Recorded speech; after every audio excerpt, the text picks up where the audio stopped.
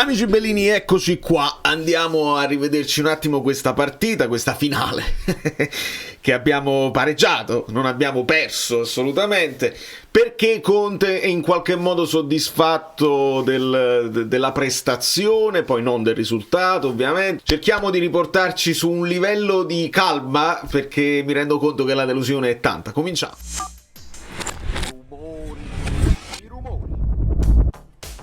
Do il benvenuto a Inarte Renzo e ne approfitto per ringraziare tutta la community. C'è un momento mio di YouTube particolare perché YouTube adesso cerco di tenerlo più breve possibile perché non vorrei che YouTube vi lanci della pubblicità che io non posso controllare e si pappano tutto loro perché mi hanno bloccato momentaneamente tutto il tipo di monetizzazione, quindi tutti questi video di ieri, la reaction, la live, è tutto senza monetizzazione. Se vi esce pubblicità, colpa loro e ci sarebbe da intervenire, ma purtroppo siamo ospiti sulla piattaforma, quindi voi lasciate il like che è l'unico modo che avete per darmi una mano e continuare a rimanere fluttuanti senza sparire dalla piattaforma. Chiuso questo discorso e nel ringraziare tutti quelli che restano abbonati, che continuano a supportarmi, andiamo a rivederci questa partita. Io poi vorrei fare un discorso più generale, potrebbe uscire un video domani anche perché adesso non teniamo niente da fare e sarebbe bene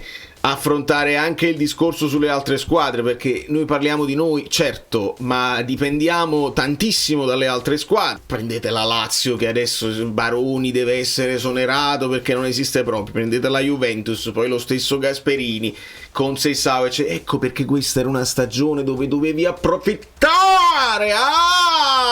DL. Ma andiamo a vedere la partita perché il campo parla chiaro. Partiamo da Oriali, che è bellissimo perché è stato inquadrato pochissimo ieri e non ho screenshot di Oriali. Poi le telecamere lì a Venezia male proprio, si vedeva, si capisce male, ma delle cose si intuiscono. Prima di tutto, questo è Asa. Se qualcuno si fosse chiesto, ma chi è chi sta Rostà? Ma Asa dov'è? Questo è Asa, il puntello del mercato del Napoli di riparazione. Abbiamo preso Asa che fa ombra a Anghissà e invece Anghissà, questa è la prima cosa che chiediamo a Conte, come è possibile? Invece la conferenza post partita, ci avete fatto caso, solo 3 domande, solo Radio CRC, solamente finali a non finire, sono solo finali e non arrivano domande a Conte dove noi possiamo avere un po' di soddisfazione. CRC?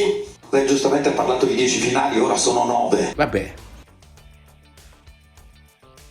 Perché metti Anghissà? Mi spieghi perché Anghissà mezzo infortunato e diffidato lo metti in una partita che non voglio Asa, ovviamente non voglio Asa, ma un Billing, ma un Ongong che cambi modulo, una cosa qualsiasi, ci metti Turati e Scuffetta. Anghissà no. Non era, è un cambio che si può contestare anche col senno dei poi. Questo è Asa, ve lo volevo presentare perché molti non lo conoscono. Poi abbassiamo il livello perché non voglio urlare. Questo è il momento che i tifosi della Juve, i tifosi della Lazio, loro possono urlare, i tifosi del Milan. La Roma improvvisamente sta a 2 punti dalla Lazio, hanno urlato abbastanza e adesso si sono ripresi. Noi non possiamo permetterci di urlare perché la delusione è tanta, ma stiamo là sopra e non stiamo infognati in una situazione di punto a punto. Entriamo in Champions, in Conference, in Europa League, dobbiamo semplicemente tornare a giocare non è che abbiamo smesso di giocare, lo vedremo. Dobbiamo ritornare a fare gol, che è il problema del Napoli di Conte dall'inizio del campionato, quindi bisogna migliorare ancora di più lì là per blindare uno dei 4 posti che servono per la... Comunque la cosa che a me interessa di più, senza urlare, scusate, il modulo, perché vi diranno, ne abbiamo parlato anche, non è un 3-5-2 mai nella vita. E alle volte basta vedere, poi durante la partita si muovono, è chiaro, ma basta vedere lo schieramento iniziale nei 2 momenti, quando si batte, quando batti tu o quando battono loro, linea di 4 e i 2. Chiaro, proprio chiaro come l'acqua della laguna. Non chiarissimo qui. E il Napoli comincia forte. Ora, ci sono delle cose ovviamente dove abbiamo rischiato qualcosina perché Venezia ci ha pressato alto, quindi ci ha messo un po' in difficoltà, qualche lancio lungo, sì, però il Napoli, il piano gara è sempre lo stesso. Iniziare forte, cercare di segnare subito, magari di farne un paio e poi ti calmi, perché sai, probabilmente scientificamente, che questi giocatori portati al massimo dei giri, ricordate il motore, il giro dei motori, non possono mai reggere 90, lui non si fida della panchina e questo è quanto. Quindi lo sforzo profuso nel primo tempo purtroppo non porta i gol, ma il Napoli ci aveva provato e ci stava arrivando. Qui Politano tenta il dribbling, lascia il pallone dietro, il dribbling non riesce, però il terzino di Lorenzo, non il braccetto di Lorenzo, ovviamente accompagna sempre, e quindi con la palla lasciata lì, Di Lorenzo la va a recuperare, mette di prima al centro, dove la palla verrà respinta male da un difensore del Venezia proprio sui piedi di Raspadori, che la recupera e, tra l'altro col piede non suo, ma la facilità di calcio è la caratteristica principale di Raspadori, riesce a far girare il pallone intorno ai difensori e prende il palo interno, palla che rimbalza qua, Lukaku è in fuorigioco, in questa zona ci sarà poi Di Lorenzo che è rimasto in fuorigioco, l'azione continua, tiro di McTominay, ma era fuorigioco. Sfortunato Raspadori, va detto. Nel frattempo segnaliamo che qua sono volati dei fumogeni nell'area mentre stavamo attaccando. Velo pietosissimo lo stendiamo anche sui tifosi del Venezia. Altra occasione per Raspa è questo tiro, stavolta di destro, da posizione molto defilata, suggerimento di prima di Lukaku, quindi l'intesa tra le due punte vicine continua a funzionare, e qua palla che era diretta lì ed è bravo Radu che alla fine la para qui e sarà il migliore in campo. Quando Radu è il migliore in campo, io di base devo essere soddisfatto che il Napoli ha prodotto delle cose. Poi non tutte le parate sono state difficilissime, c'è stata una parata bella su un colpo di testa di McTominay, ne ha fatti vari, almeno 3 McTominay, perché poi sì, noi dobbiamo migliorare sui calci di piazzati, sui calci d'angolo, però ci eravamo arrivati a crearli i presupposti. Lì bravo Radu, o magari non incisivo McTominay nei colpi di testa. Eccone uno, qua la parata è un po' anche facile, nel senso che sta lì, è proprio lì, lui deve smanacciare, non la smanaccia nemmeno benissimo verso l'esterno, la smanaccia verso il centro. Lukaku non ha la prontezza dei riflessi di ribadirla, però su questo colpo di testa di McTominay, parata di Radu da segnalare. Qui stava succedendo la prima frittata su un prima parata di Meret sulla respinta, credo qua fosse Fila, io non me li ricordo i loro, ma insomma è bravo Rachmani ad andare. Quante volte abbiamo detto ti schiacci contro la porta Rachmani, in questo caso ha fatto bene perché non ci sarebbe arrivato Meret e respinge sulla linea Rachmani. Il possibile 1-0 al 40esimo sarebbe stata una mazzata pazzesca. Qui è stata questione veramente di millimetri, perché il cross di Spina viene incontrato da Lukaku di testa, il pallone non prende molta forza, Radu la blocca a terra, se la stava quasi portando in porta, ma la ferma proprio sulla linea, l'avete visto tutti. E qua avremmo parlato di secondo gol consecutivo di Lukaku, allora sta in grande forma e alle volte un centimetro ti cambia tutta la narrazione di tutta una stagione. Anche qui una svirgolata di un difensore del Venezia, qua Di Lorenzo non riesce a portarsi lo stop orientato verso la porta, purtroppo è un po' impreciso, se la allunga e andrà allo scontro, insomma si incontreranno qui Radu e Di Lorenzo e non riesce né a tirare né a fare il cross, peccato. Ancora una volta ci tengo a farvi vedere, poi vi faccio vedere le posizioni medie, perché lo schieramento in campo è una cosa e quanto poi tempo passano in una zona del campo ne è un'altra, però è bello chiaro, Di Lorenzo, Rachmani, Buongiorno, Spinazzola, i 4, Lobotka, Gilmour, quindi i doppio play con Gilmour che deve però fare un po' anche la mezzala destra. Non c'è effettivamente un McTominay mezzala sinistra perché McTominay sta un po' più avanzato e quasi l'esterno sinistro nella zona nera, e se ne abbiamo già parlato l'altra volta, non si dovrebbe nemmeno ripetere. I due attaccanti abbastanza vicino e Politano qui, quindi come vedete può somigliare, se lo vogliamo nominare, a un 4-2-3-1 o un 4-2-4 o un 4-4-2, come volete voi. Non succede moltissimo purtroppo nel secondo tempo, qua questa immagine resta nella mia mente, un Anghissà che cincischia tra 3 avversari, insomma cade per prendersi un fallo che in realtà non subisce E qua abbiamo rischiato brutto perché la palla poi finisce a Zerbin che metterà un cross molto pericoloso, che non viene incontrato da Gyötkier, che in questo momento era marcato da Di Lorenzo, che arriva leggermente in ritardo. Tutti fuori causa, Zerbin stava per diventare il mattatore di questa partita.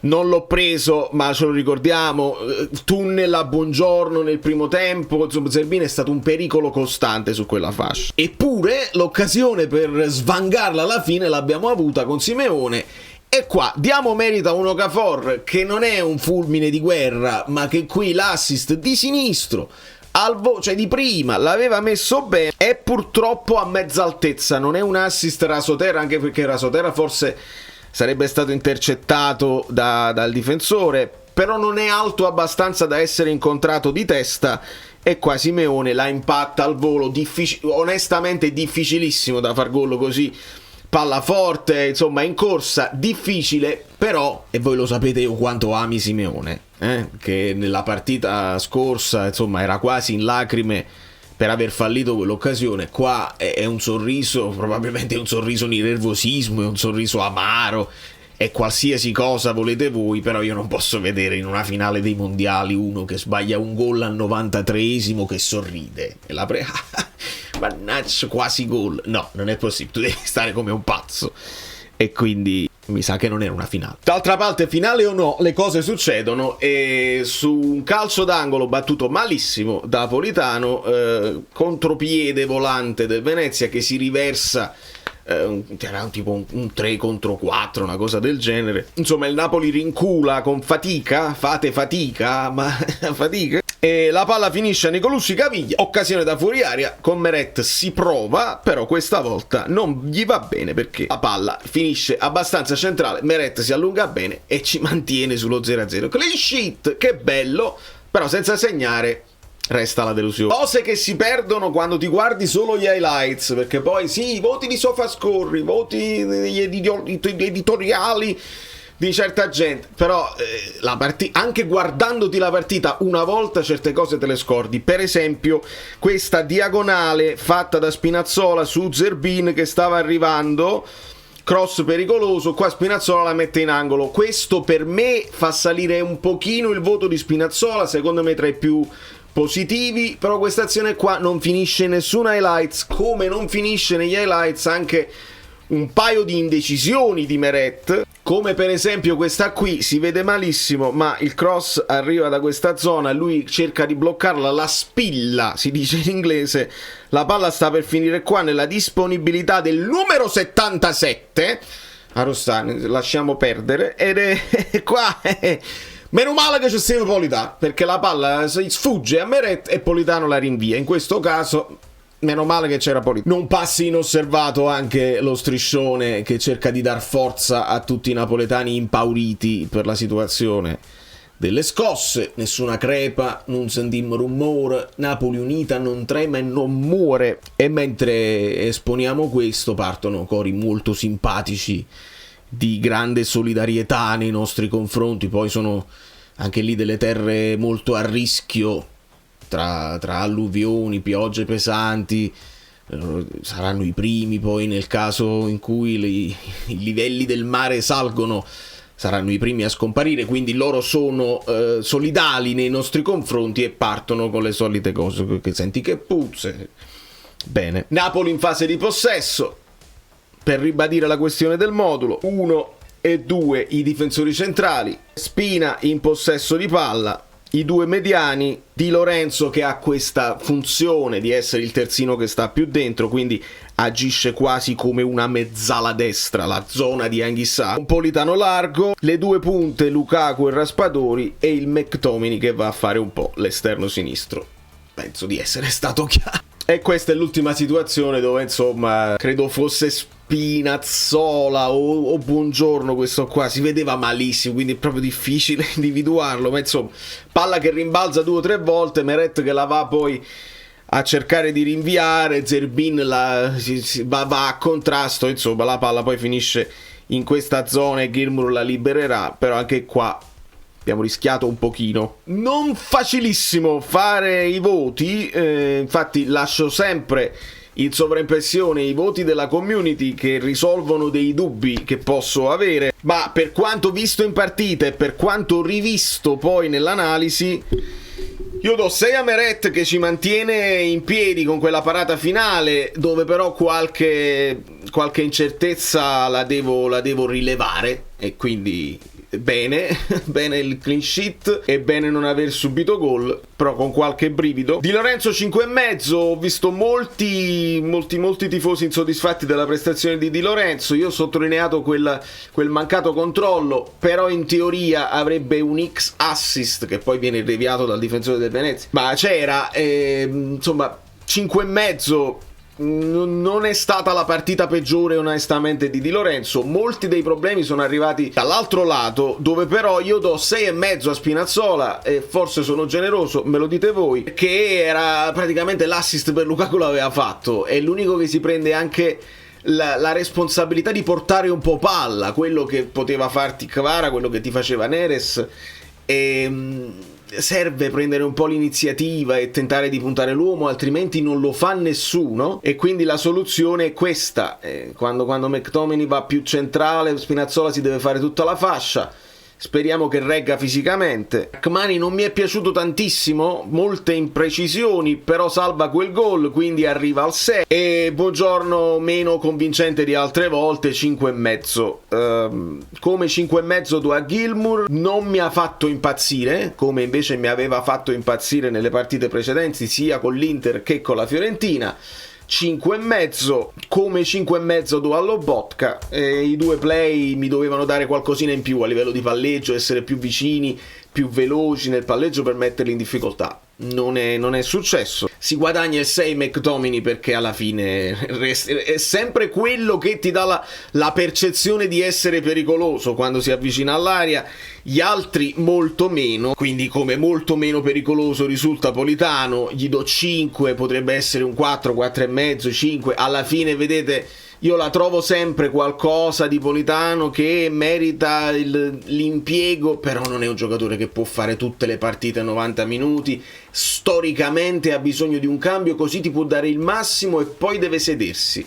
Se gli chiedi a lui di portare la croce, di essere decisivo anche in fase di assist, di finalizzazione, non ce l'ha nelle sue corde. Quindi no, e poi no. 5 a Politano. E le due punte non riesco ad accanirmi con Lukaku, perché per 2 centimetri non fa un altro gol, e avrebbe anche fatto l'assist per Raspadori. Questi sono tutti i voti con i 6. Però non siamo di risultatisti. Se facciamo i voti con il risultato, anche lì non è onesto. Insomma, io do 6 a Lukaku e 6,5 a Raspadori, contestatemeli pure, non c'è problema. Al 77esimo Conte cambia tutte le carte in tavola, si fa male Rachmani, poi c'è da capire se si è fatto male oppure se ha già in nazionale, fammi uscire, perché sì, qualcuno me lo scriverà nei commenti, le partite delle 12:30 non le vinciamo mai, uno storico pazzesco del Napoli, non so quanti anni, va benissimo, ma mettiamoci anche che è la partita prima della sosta e che probabilmente c'è anche un retropensiero involontario di non farsi del male prima di andare a difendere i colori della propria nazionale, e quindi Rachmani vedremo se, perché partirà, poi valuteranno le condizioni. Entra Juan Jesus, non entra Rafa Marin, anche col sinistro adattato lì entra Juan Jesus, come entra Anguissa, come entra Okafor, quindi McTominay si sposta un po' più centrale, e Olivera al posto di Spinazzola, poi entrerà Simeone. Do 6 a Juan Jesus che non corre gravi pericoli, 5 ad Anguissa. Okafor il 6 secondo me se lo merita, nonostante non sia un fulmine di guerra, ma stava per farla, la zampata importante. 6 anche ad Olivera che intercetta quel pallone che poi porterà al cross di Okafor. 5,5 a Simeone, non può avere la sufficienza perché l'occasione, quello poi fa la differenza. Se tu c'hai mezzo minuto è difficile, mezzo minuto essere sempre decisivo, ma quando sei una punta di scorta questo è il tuo lavoro, e non è riuscito. Tant'è, molto i like lasciateli se ne avete la possibilità, lasciate il like. Molto male onestamente Conte, perché quando mi parla del campo non irrigato che non fa scorrere veloce la palla, immediatamente io penso a Mazzarri, e come l'ho pensato io, ringrazio Nicola che ha sviluppato questa immagine simpaticissima, come l'ho pensato io, lo ha pensata tutta Italia, e tu Conte non puoi dare modo agli altri di chiamarti chiagnazzaro, di trovare le scuse, non lo puoi proprio fare, ti trovi in un ambiente che non è difendibile, perché noi siamo una piccola realtà rispetto a come raccontano il calcio da lassù, e te ne accorgi quando un DAZN fa un post inspiegabile dove far vedere l'irrigazione del campo, quasi come a rispondere a Conte e a dire: ma che fai, ti inventi una cosa, una scusa per non aver trovato il risultato? Non esiste al mondo, cioè lo avesse fatto il Venezia, parte il dissing tra le due squadre, non è la prima volta che succede, fatelo su TikTok e vi divertite. DAZN si mette a fare un post sul campo irrigato, quindi ti devi rendere conto, Antonio, che non stai là, non stai allenando né l'Inter, né la Juve, né il Milan, né l'Atalanta, e le considerazioni su quello che poi è successo nei posticipi vorrei riportarle a domani, ne abbiamo parlato estensivamente nel gruppo Telegram, però già so che in questi giorni ci sarà pochissimo da dire, ci usciranno nomi di mercato, si parlerà di infortunati, ci guarderemo le nazionali, però sarà interessante fare un discorso un pochino più ampio su quelle che sono le situazioni di tutte le altre squadre, perché siamo tutti sclerotici, mettiamoci noi da parte, tutti i tifosi sono sclerotici. Baroni, grande situazione, Baroni da esonerare subito se non vince almeno la Coppa. Motta, dategli tempo, alla fine non perde, Motta deve essere esonerato all'istante. Siamo veramente a una situazione insostenibile. Palladino, perché non lo esonerate? La peggiore Fiorentina degli ultimi 10 anni. Palladino, eroe che batte. Allora l'Atalanta che aveva battuto la Juve non aveva fatto granché, perché era quella Juve là, tant'è vero che con l'Inter cade come al solito. Gasperini cade. Quindi vorrò fare un discorso un po' più approfondito, perché mi diverte tantissimo parlare anche delle altre squadre e cercare di normalizzare un po' tutto, perché alla fine ci toccherà a noi fare un giudizio complessivo sul lavoro di Conte.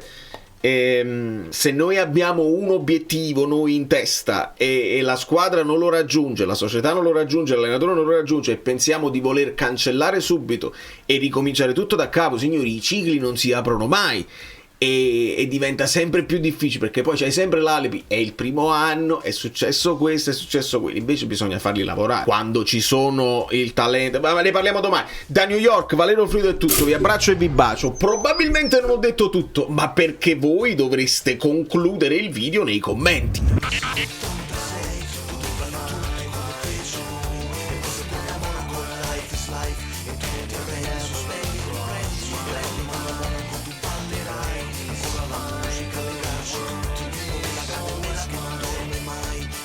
Lasciare di una vita che non